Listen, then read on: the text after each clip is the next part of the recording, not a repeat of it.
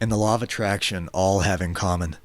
The answer to that is all of these are indications that are pointing back to the fact that we are the conscious originators of this universe. I believe that we created this universe for our purpose. I believe that it's not the other way around. A lot of people think that this universe was created and then an entity, a lot of people call that entity God, put us here to go through trials and tribulations and tests to prove our worthiness. I totally believe the opposite of that. I believe that this universe is a creation from our own awareness. It was placed here by us being the conscious aspect of ourselves that exists through this physical vehicle, but also separate from this physical vehicle. I believe we set everything into motion in this physical universe for our own purposes, to come forth and to experience these environments. And this is what I mean when I talk about our conscious origin. The information I'm discussing in this podcast very well could step on some people's toes, and that's not my intention at all, because I feel that even going back to religion and what I was speaking of before, I feel that it's quite possible for someone to be a religious individual, but also understand this information as well. It just would come down to a point of being able to merge this type of information and the understandings with their religious background and their religious aspects. And again, while obviously it's quite contradictory to religion in a lot of ways, I feel, as I said, it's about understanding who we are, what we're doing here. And until we get to that point, we cannot be deliberate creators. We must understand our conscious origin. And I've said this before, there's not anything wrong with someone out there that's not interested in this information, that's not interested in being deliberate in the creation of their reality.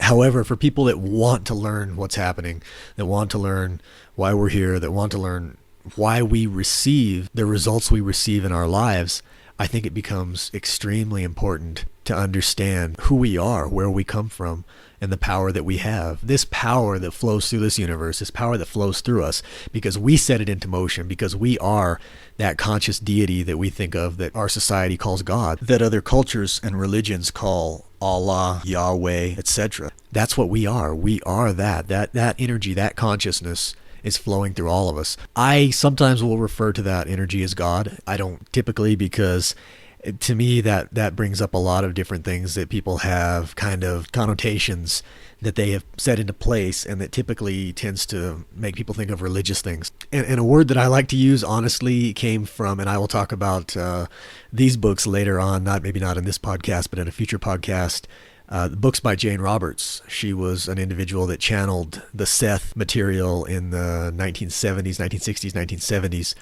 And Seth was a non-physical entity based upon mass consciousness, you could say, based upon coming from non-physical locations, such as the energy aspect of ourselves that flows through these physical bodies, if you want to call it God, again, whatever you want to call that. But Seth referred to God as an energy gestalt. I like that word because it's impartial. It doesn't bring on the connotations of God being a man that's sitting on a throne someplace, that type of thing. I believe that God is in everything. I believe that we are God. The animals of this planet are God. Our very earth, our very universe, the plants on this planet, the sky, the rain, the sun. God is all of those things. God is an aspect of every single thing. And this conscious awareness, yes, it's non-physical, just like what we experience in the out-of-body state, but it channels itself into these physical vehicles. It channels itself into this planet.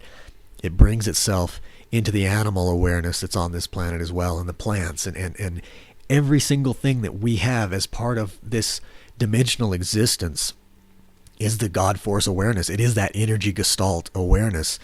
And that awareness is not judging us for what we're doing. There's not a judgment outside of ourselves. All of this has been placed.